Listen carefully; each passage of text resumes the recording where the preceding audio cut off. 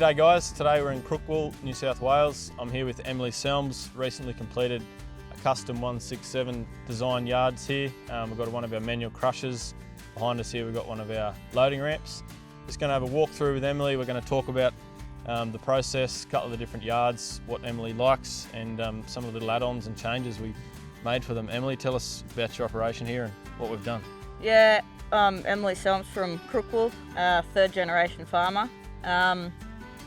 We have been here for 23 years and calf operation, 300 breeders, and we run some sheep as well, and we just thought we'd upgrade on our yards because the old ones were falling apart. That's good. Let's go for a walk, guys, and looking forward to showing you through. So we're in the first receival pen of these yards here. Sizing and staging of this pen is very important. Yep. Tell us how you've found handling this pen and loading up through the system so far. Well, how it's curved is the way that they run. So it's, yeah, they just flow straight up in through there. You walk down behind them, they don't bunch much at all, and you just walk up behind them and they flow straight up in there. They walk in that, up in that direction. We've got a combination of systems here, product-wise, from Pari to show you guys today. So the pen we're in at the moment is on gravel, as you can see. Got our permanent system, concrete posts in the ground. How's the structure been? I know these yards are fairly new, but there's no movement or anything you've come across? Solid, no movement at all. No, they're perfect. We were a bit worried about having it on the slope, but everything's worked out fantastic. Out well, yeah. So we haven't had to, here in Crookwell, any of those that would know the area, plenty of rolling hills, and we're sort of on the top of one here, but there's still a bit of fall. With the Pari permanent system, we were able to make that work, which was good, saved some costs on earthworks.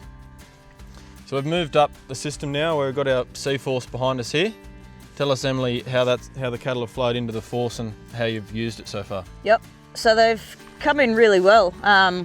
We normally have the forcing gate half shut a bit, and just flow them in. We don't like to bring lots of in at a time. Just sort of a race full, Just a race full at a time, and they flow straight up in there. You don't really have to push up behind them. Yeah, good. No, they're fantastic. The force is on the concrete. We're changing over here to our standard SY panels. As you can see, ultimate gates, overhead bracing. No braces across the bottom, so there's no cattle tripping up or any operators as they're trying to push those last couple in. We've got some man gates here as well, Emily. One thing we do at Pari is include a lot of those in our designs. Have you found that they're in the right spots and handy? Yes, simple, easy and efficient really. Yeah. Quick and easy to get out of if you need to, not that we've had to. But yeah, perfect. Exactly what we wanted for things that were missing on the old ones. Yeah. And they've obviously got the slam latches on them, same as the gates back in the system. We didn't touch on that, but how have you found the slam latches through the system? Good. They're a lot quieter and a lot less vibrations, yep, which is really, really good. And you got the confidence to sort of throw the gate if you need to, and it'll catch on you? Yep, happy to.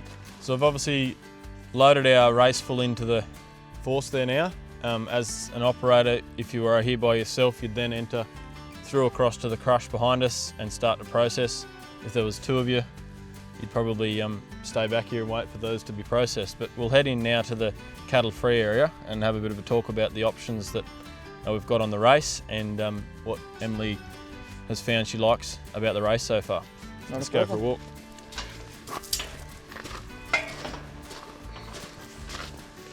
So we've got another man gate here, plenty of options to get into the cattle-free area. So we'll come in now, and this is obviously the operation side of the force gate. Yep. Tell us how you've worked that and how you've found it. You've obviously got the latches every 300 mil. So we've found it very good. We, as you can see, we only use it to there, which is substantial for us. We normally keep it pinned because we don't have to put pressure on them behind them. Stepping up onto the catwalk is enough.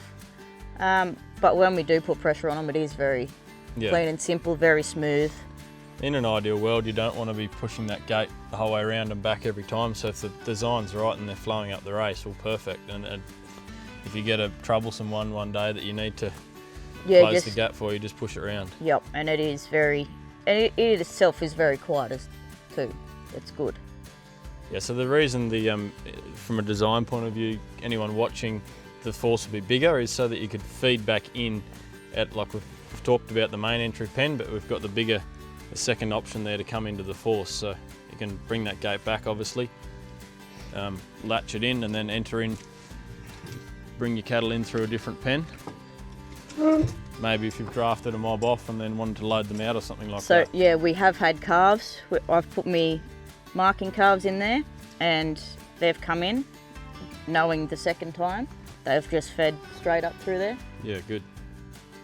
So Emily, we're up on the catwalk now. Tell us about the catwalk and what you like about it so far. This is probably one of my favourite features. You're safe, you're up, you're out of the kicking zone really, with their feet through that rail. And it's great, it's good enough for two people as we are here. Yeah, I love it, it's my favourite. Do you treat up the race or do any husbandry work up the race now that you've got the catwalk? Yes, we do. After we've loaded it, we will inject all in the race, which is quick for us. Yep. Quicker than maybe with your old set of yards or your previous setup? Yeah, definitely. We were on the ground, we were low, we were in an unsafe zone, really. Yeah. Whereas this has opened us up to feel a bit more safer with our cattle. And being the metre wide, like you touched on there, two people can easily pass each other up and down the race. Yep. You can step back, take pressure off the animals if you need to. Yeah, we've found that it's very safe to pass either side, and yeah, we find it great, the width. That's good. We'll move on now to, here we've got the calf reducing system that we've added in to this. We'll circle back to the at the end of the video to show you guys how that's controlled on the outside, but you've obviously marked a few calves here you've talked about. Did you narrow that in when you ran them up the race for marking, or? I personally didn't. We've had a few test runs. Yep. But we find that it's great. Squeeze them in, doesn't let them turn around, which is one of the biggest buggers. Which yeah, we find that it's great. It's definitely something that we needed. So with the Pari yards and the standard race, we have the outside rail 6 rail and the inside rail 5, and then obviously we're up on our catwalk here, so it makes it quite low for any treatments you're doing up the race or any access you need to your cattle. Tell us what's your thoughts on that, Emily? Yeah, well, me being the height that I am, it's perfect for me to be up and over. I'm right at the shoulder height, which is great for injections, it being at the neck and all that kind of stuff. Yep. Fantastic. Just being over the top, you can reach in, and yeah, that's great. And anyone that might have been thinking that it's too low and stock could possibly jump out, keep in mind we're up here on the catwalk, so that it's still well and truly high enough for the cattle, and we've found that if cattle are trying to get away, they're often trying to get out, so that's why we've got the outside rail there still higher.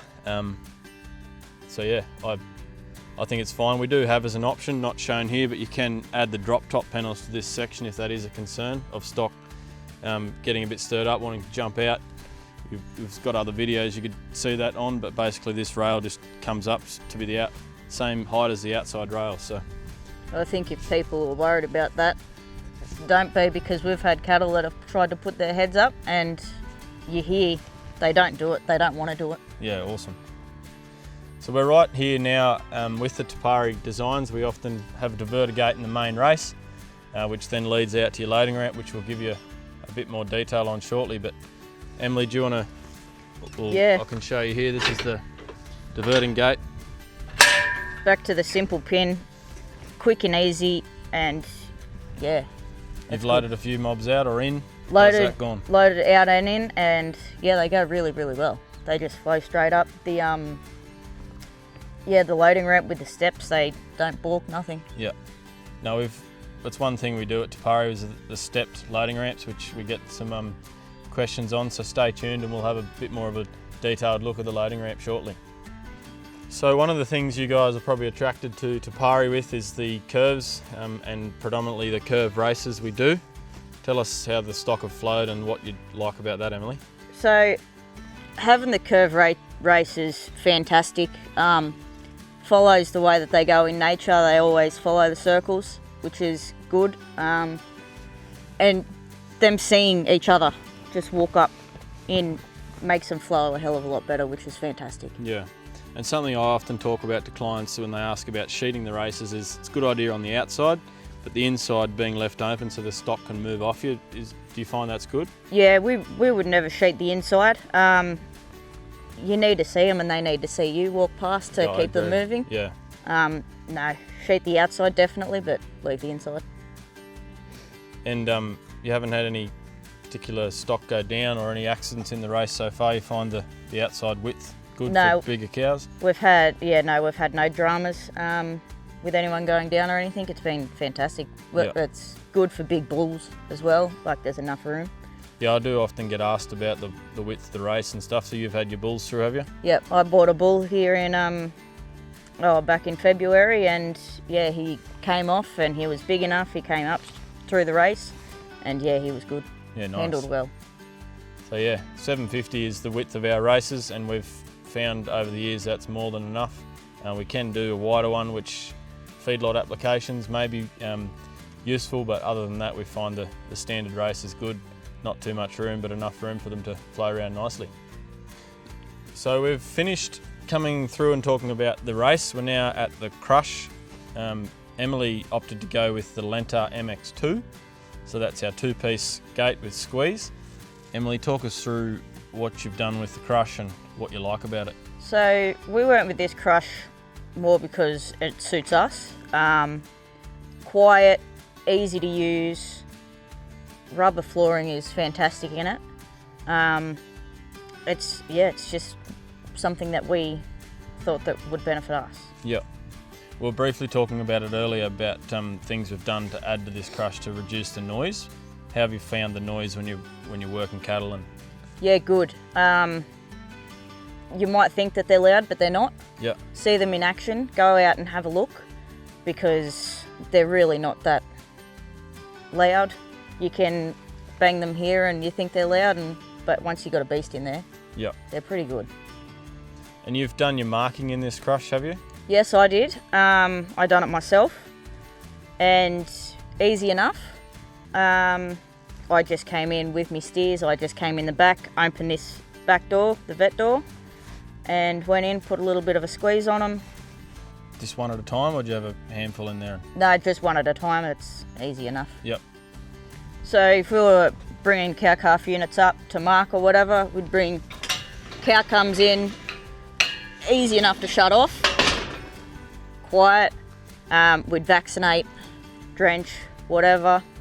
Father would be up the top of the head bale. I would be back here and say cows are coming. Easy enough to pull from back here. Yep. Simple. 2 fingers to pull that and it's done. So the first section of our draft modules is these access gates, which are 1200, plus a little bit a gap even before you crush, so nice access. Emily, tell us how you've found going in there. And so we've found this section a pleasure to use.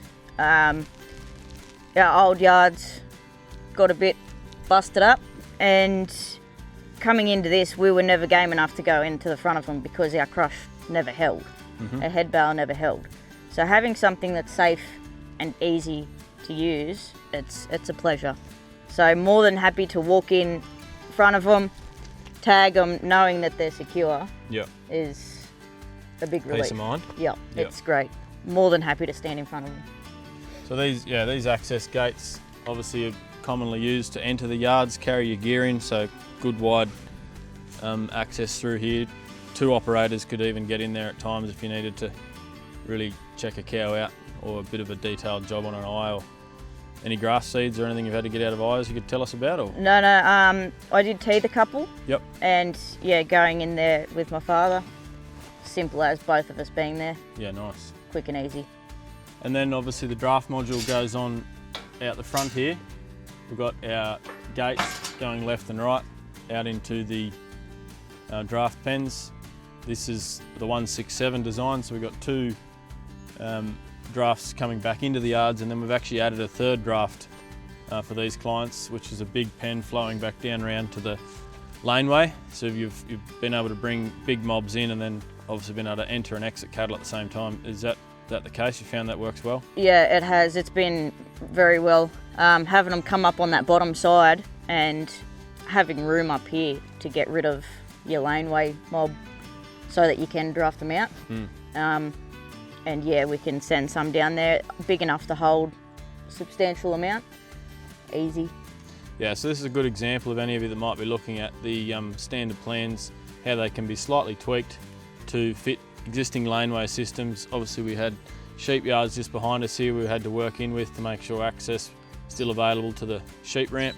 All those sorts of little things we can definitely help with. So if the plan doesn't quite look right, get in touch and we can come out, have a look how we might be able to tweak things and make it perfect for you and your operation. It's one thing I will add was you're the first company that I've went to that took in what I wanted and my design of how should we put something else in instead of just their design. Yeah. You worked with us and tweaked with our design to help us get what we want. No, it's important to us. They're your cattle yards for the next couple of generations and we want to make it right. Often told it's something one generation may only do once, so get in touch and we can make sure we get it nailed for you. So we're now standing in one of the internal yards. So this is, if you're drafting your cattle left, they enter here. Yep, so we put our calves in here if we're marking. Calves come left, cows go straight or out right, which works best for us having this smaller pen, and as we touched on before, that gate that goes back into the loading pen there, decent enough size for the calves. Yep. And yeah, having the mothers in front of them makes them flow back in. So you've brought the whole mob up through the crush, drafted them through the draft module. Cows have gone straight ahead and you've let them start maybe wandering home. Yep. The calves are here. Yep. Back through the force and then you bring them back to the crush to mark. Yep, and yeah, having the mothers in front, they scream back up through there, Yeah, which is great. Yep. Yeah, so Emily's just explaining there, any of you guys that are a bit nervous to put your cows and calves right up through the system and draft out the front of the draft module, she's just explaining there how it can be done through these gates. I find letting the cows walk through, trying to hold the calves back is the best way to do it. But yep, definitely. If we were to do it that way, we'd let the cows come up through the draft, and yeah, we'd draft the calves off this way. It'd be much simpler if that's the way that you want it to go. But we find taking them all up through. No, that's good. So yeah, plenty of options with this design, whichever way you're more comfortable doing your cow-calf draft, or even you mentioned before about splitting up some, you've done any sex drafting or colour drafting through here is another option? Yeah. Again, easy enough. You just got to know how to pick them. Yep. Now that's good, like if you get the design right and the whole mob flows up, which is how they've found it here, we find that's the best and safest way to do it, but just thought we'd touch on that for you operators out there that like to draft through gates. So we're out now in the third draft pen. This is the pen we've added on to the standard 167 design, which has linked the whole design together with the existing laneways these guys had, and made use of a big holding pen that was existing behind us too. How's that made your processing days? So yeah, simple, easy. With our weaning, they all come up. Cows go back into the yards, calves come out here, and then we put them into our weaning yard. Easy, simple. Yeah, it's plenty of options. Plenty of options, and it's big enough. It's a fantastic yard.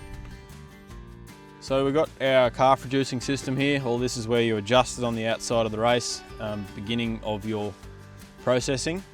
You can see here you got a number of options. Every 50 mil you can lock it in, from 750 into 450. And as Emily's touched on, that's made bringing smaller animals through quite easy, and no one's turning around or pushing over the top of each other. No, it's really a no-brainer to go with this option for that fact of one's turning around and it's a pain in the neck. Nothing worse than having to empty the whole race because one at the beginning turned around. That's exactly right. So that option is one to go with, I'd say. Yeah, it's not a big expense in the grand scheme of things, so I've never had anyone disappointed with the calf reducer system. So when you're looking at loading ramps with the Pari, we've got a few different options.